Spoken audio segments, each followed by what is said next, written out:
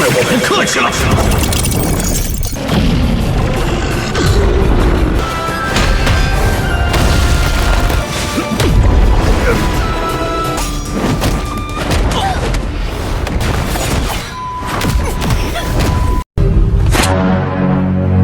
Hai para Sudaners, kumaha kabarna? Damang sadena dengan saya si Otong kembali lagi di channel Ningali Film. Pada episode kali ini kita akan melanjutkan alur cerita dari film yang rilis pada tahun 2025 untuk bagian yang ke-9. Dan tidak usah berlama-lama lagi, mari kita mulai ceritanya.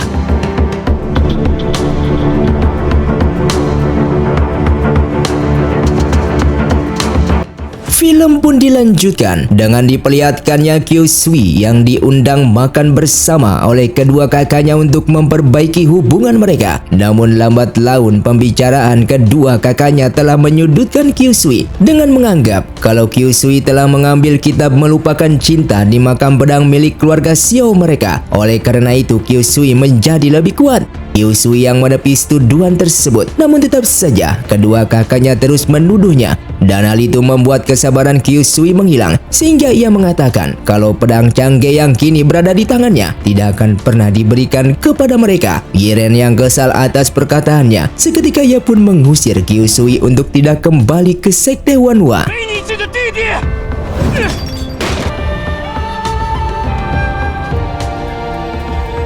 Kyusui yang akan kembali ke kediamannya di tengah jalan, tiba-tiba kepalanya terasa pusing sehingga ia pun pingsan di tempat.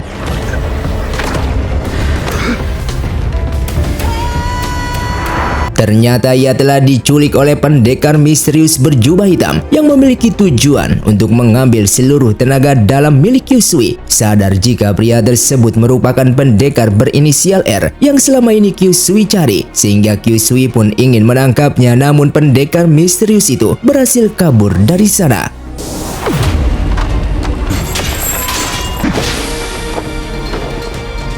Singkatnya 3 hari kemudian, Kyusui bersama para pendekar lainnya telah sampai di pintu masuk Nantiandang untuk mencari harta karun yang selama ini tersimpan di sana.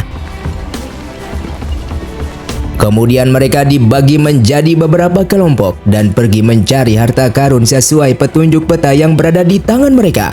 Sirong lalu menjelaskan bagi yang menemukan harta karun terlebih dahulu, maka kelompok tersebut akan diberi imbalan. Dan bahkan jika ada yang mati di tempat ini, maka sekte Quanli juga akan memberikan imbalan kepada anggota keluarganya. Di malam harinya, Kyusui yang sedang sendirian lalu dihampiri oleh Li Chenzhou yang ingin memberitahukan kepada Kyusui kalau ia telah menemukan kertas ini di samping mayat kedua orang tuanya dan ia akan mengembalikan mayat kedua orang tuanya setelah urusan ini selesai. Hingga pada akhirnya mereka pun berhasil menemukan harta karun tersebut, sehingga harta karun itu pun dibagi sesuai arahan dari sekte Quanli. Singkatnya, setelah Kyusui kembali ke sekte Wanhua, Li Chenzhou pun menepati janjinya dengan mengembalikan mayat kedua orang tuanya. Di sana Sirong menjelaskan kalau sekte Quanli tidak membunuh kedua orang tua mereka, namun kedua orang tua mereka dibunuh oleh orang yang memiliki jurus Jemari Luan Sui yang merupakan jurus yang ditinggalkan oleh leluhur Gunung Tuo. Sebagai buktinya, di dalam tubuh mayat kedua orang tua mereka terdapat pasir besi, dan supaya bukti tersebut terlihat oleh mereka, ia lalu menggunakan jarum liangi untuk mendorong pasir besi yang tertinggal di tubuh mayat kedua orang tua mereka ke bagian pergelangan tangannya. Setelah Kyusui melihat bukti tersebut, lalu Sirong kembali menjelaskan walaupun leluhur Gunung Tuo telah meninggal dunia 10 tahun yang lalu, namun jurus Jemari Luan Sui telah diwariskan kepada 3 muridnya, yang dimana ketiga murid tersebut berasal dari keluarga terkenal di dunia persilatan. Yang pertama dari keluarga Fei yang bernama Fei Yuqiao, yang kedua dari keluarga Deng yang bernama Deng Qingfeng yang merupakan ayahnya Yuan, dan yang terakhir dari keluarga Tang yang bernama Tang Yaosun yang merupakan ayahnya Tang Fang. Namun dikarenakan ayahnya Tang Fang sedang sakit-sakitan selama beberapa tahun terakhir ini dan tidak mungkin menggunakan jurus tersebut, sehingga pembunuhnya kemungkinan berasal dari salah satu dua keluarga yang tersisa. Qiu Sui yang tidak ingin menuduh keluarga teman-temannya sehingga ia akan pergi ke keluarga Fei terlebih dahulu. Namun sebelum pergi, Qiu Sui dipinta oleh Xirong untuk menemui Li Chenzhou di Sekte Guanli karena Li Chenzhou ingin berbicara empat mata dengannya. Dan supaya Qiu Sui bisa keluar masuk Sekte Guanli, Xirong lalu memberinya sebuah plakat. Setelah sampai di Sekte Guanli, Li Chenzhou lalu menunjukkan seruling elang kepada Qiu Sui, yang dimana seruling tersebut ia temukan di salah satu mayat murid Sekte Wanhua. Dan dikarenakan musuh mereka merupakan orang yang sama, Li Chenzhou pun meminta Qiu Sui untuk bekerja sama demi menemukan pendekar misterius tersebut. Qiu Sui pun menyetujuinya, namun dengan satu syarat, yaitu ia meminta Li Chenzhou untuk mengirim Raja Obat pergi ke Sekte Tang demi mengobati ayahnya Tang Fang yang kini sedang terluka parah akibat sebuah racun. Setelah pergi dari sana, Qiu Sui yang kembali ke sektenya lalu memakamkan kedua orang tuanya. Qiu Sui yang pada awalnya akan pergi ke keluarga Fei, namun Yuhan menghentikannya karena Yuhan ingin mengajaknya pergi ke keluarganya terlebih dahulu supaya Qiu Sui percaya bahwa ayahnya tidaklah bersalah. Dan sebelum kepergiannya, Qiu Sui lalu meminta Tang Fang untuk kembali ke sekte Tangnya karena Raja Obat akan mengobati luka ayahnya. Setelah sampai di Sekte Pedang Hailin, Yuhan dipinta oleh kakaknya untuk pergi ke kamar, sementara Qiu Sui dipinta masuk ke dalam aula. Namun ketika berada di dalam, tiba-tiba Qiu Sui mendapatkan serangan dari kekuatan yang begitu hebat dan bertemu dengan Deng Qingfeng yang merupakan ayahnya Yuhan.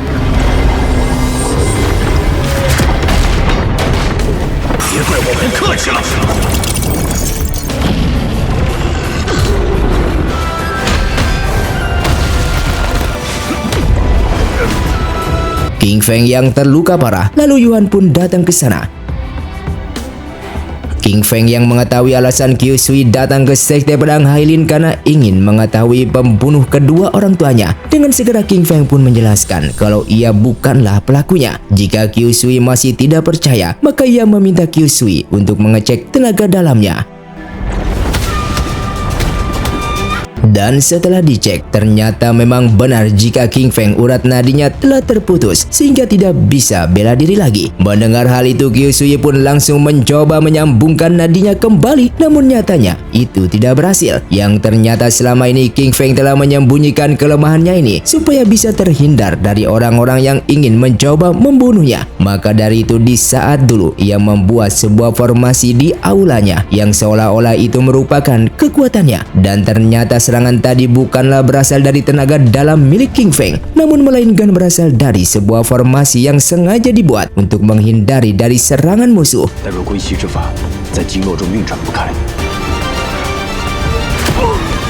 Mengetahui kalau paman Qingfeng bukanlah pelaku pembunuh kedua orang tuanya, Qiu Sui lalu meminta maaf.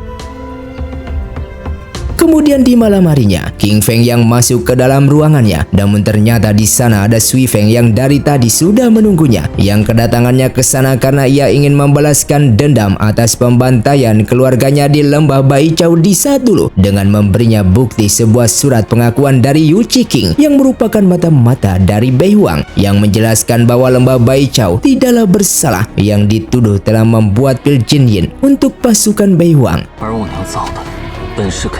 Qingfeng yang sudah membacanya lalu menepis pengakuan Yu Qiqing tersebut karena ia bersama pendekar lainnya sangat jelas melihat puluhan pil Xingjun telah dibawa oleh salah satu warga Lembah Baichao. Bahkan sebelum mereka masuk ke lembah, mereka sudah melihat bukti pembukuan peracikan pil Xingjun antara Lembah Baichao dengan pasukan Bei Huang yang mereka dapati di belakang gunung dari salah satu pendekar. Mendengar ucapannya, Sui Feng lalu bertanya siapa pendekar yang membawa pembukuan tersebut. Namun Qingfeng yang tidak ingin memberitahukannya. Seketika Sui Feng pun marah dan langsung menyerangnya. Yu Qiqing yang menyesal jika tahu suatu hari nanti Sui Feng akan menjadi penjahat. Mungkin di saat itu ia akan membunuhnya karena dulu ketua sekte pedang Wanhua yang merupakan ayahnya Qiu Sui telah berbaik hati menyelamatkan Sui Feng yang sudah sekarat, bahkan mengutus orang untuk mengirim Sui Feng ke sekte Tangnya, dan itu sebabnya Sui Feng bisa hidup sampai saat ini. 不过是少杀了一个我。 Namun tetap saja Sui Feng tidak menyesali atas perbuatannya yang masih menganggap bahwa ibunya tidaklah bersalah. Bahkan di sana Sui Feng mengancam akan membunuh King Feng jika sampai esok hari King Feng tidak mau memberitahukan nama dari pendekar tersebut. Setelah Sui Feng pergi dari sana, Yuan lalu datang dan berpamitan kepada ayahnya karena ia bersama Qiu Sui akan melanjutkan perjalanannya menuju keluarga Fei untuk mencari tahu pembunuh dari ayahnya Qiu Sui. King Feng yang selama ini telah menyembunyikan kebenaran tentang lembah Baijiao, lalu ia ingin memberitahukan sesuatu kepada Yuan. Namun tiba-tiba di luar sana terdapat penyusup yang membantai pasukannya sehingga ia merobek kertasnya dan tiba-tiba ia pun dibunuh oleh penyusup tersebut. Singkatnya di pagi harinya ketika Yuan dan Qiu Sui akan melanjutkan perjalanannya, tiba-tiba mereka mendapatkan kabar jika semalam sekte pedang Hailin telah diserang oleh seseorang. Dengan melihat ayahnya sudah meninggal dunia, Yuan pun begitu bersedih. Lalu di sana Qiu Sui menemukan sebuah kertas yang telah dirobek dan Qiu Sui curiga jika paman King Feng ingin memberitahukan sesuatu kepada Yuan. Sesaat Yuan pun menyadari jika ayahnya pasti ingin memberitahukan tentang kebenaran lembah Baijiao yang selama ini telah disembunyikan olehnya. Dengan melihat luka di tubuh ayahnya bekas serangan dari sebuah kipas, Yuan pun semakin yakin jika pembunuhnya adalah Sui Feng karena semalam Sui Feng menyusup ke sekte ini sekitar jam 11 malam. Namun Yuan tidak percaya jika ayahnya dibunuh jam 11 malam karena di waktu itu ia juga menemui ayahnya. Mendengar ucapan mereka, Qiu Sui menganggap jika semalam pasti ada orang lain yang juga menyusup ke sekte ini selain Sui Feng. Dan ketika mereka akan memakamkannya, Qiu Sui tak sengaja melihat jika di mulut paman King Feng terdapat sesuatu. Dan benar saja, ternyata setengah kertas tersebut berada di mulutnya, yang dimana kertas itu tertuliskan sebuah nama, Baju Besi. Lalu Qiu Sui mengatakan jika paman Baju Besi merupakan orang yang setia kawan sekaligus teman baik ayahnya. Bahkan di saat pondok pedang dikepung, paman Baju Besi yang juga membantu melawan sekte Kuanli. Namun setelah itu ia tidak bertemu dengannya lagi. Jika paman besi tewas di saat perang tersebut, mungkin mayatnya juga telah ditemukan. Namun anehnya mayatnya tidak ada di sana. Entah apa maksud dari mendiang ayahnya Yuan, yang pasti mereka harus menemukan keberadaan paman besi yang ia anggap masih hidup, karena itu merupakan satu-satunya petunjuk tentang kebenaran lembah Baijiao. Dikarenakan Yuan masih berduka, Qiu Sui lalu izin pamit untuk melanjutkan perjalanannya seorang diri. Bahkan Qiu Sui juga berjanji kalau ia akan menemukan pembunuh ayahnya Yuan.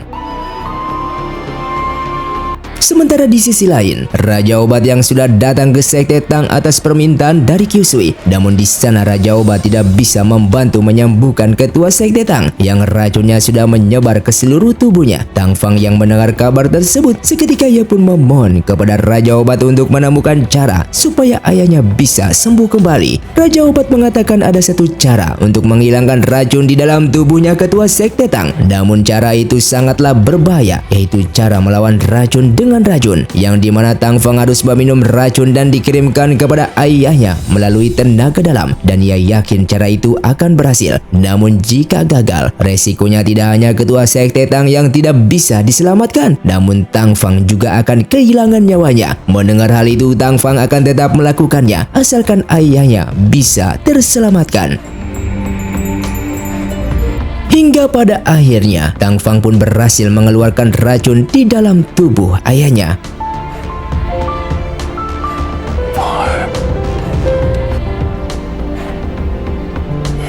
Sementara Qiu Sui yang sedang berada di sebuah kedai, di sana ia tak sengaja mendengar pembicaraan dari kedua pendekar yang ada di sana, dengan mengatakan setelah mendengar kabar tentang kematian paman King Feng yang merupakan ketua sekte pedang Hailin dibunuh oleh seseorang misterius. Kabar tersebut membuat ketua keluarga Fei menjadi ketakutan, sehingga ketua Fei mendadak mengumumkan bahwa keluarga Fei akan keluar dari dunia persilatan dalam waktu 3 hari ke depan. Mendengar informasi tersebut membuat Qiu Sui harus segera tiba ke sana karena menurut peraturan dunia persilatan, jika ada keluarga yang berhenti dari dunia persilatan, maka keluarga itu tidak akan peduli dengan masalah dunia persilatan lagi. 俺将会回去。 Singkatnya setelah 2 hari kemudian, Qiu Sui pun telah sampai di keluarga Fei dan ternyata Sui Feng juga baru tiba di sana yang membuat Qiu Sui begitu terkejut kenapa Sui Feng ada di sini.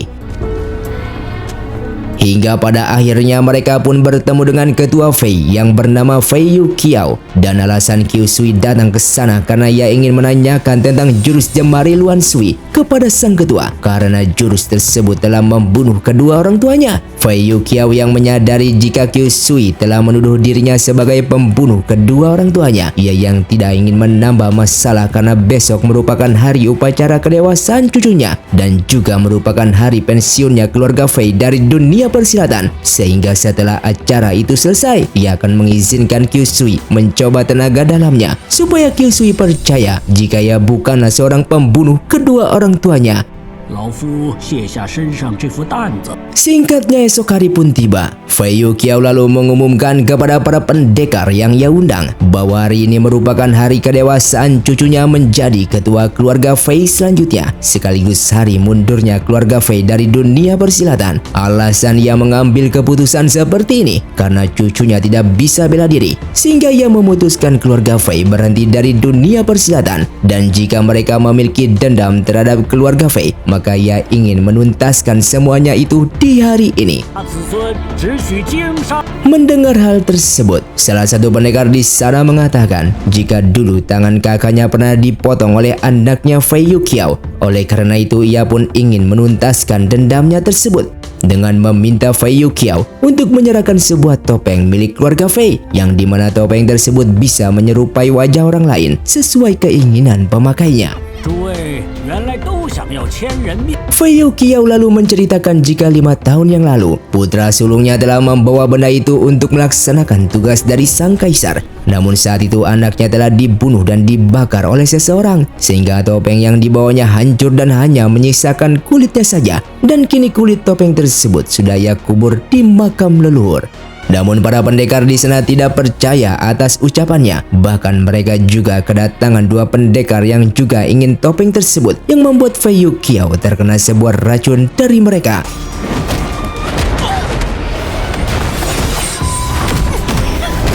Dan ketika salah satu pendekar di sana ingin menyerang cucu Fei Yu Qiao, tiba-tiba Qiu Sui pun langsung menghentikannya.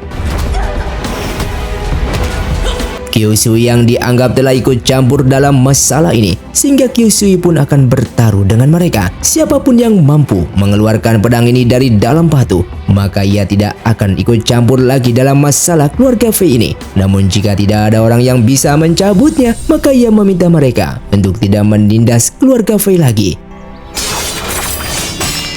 Hingga pada akhirnya kedua pendekar itu pun tidak bisa melakukannya, sehingga mereka tidak boleh mengganggu keluarga Fei-nya lagi.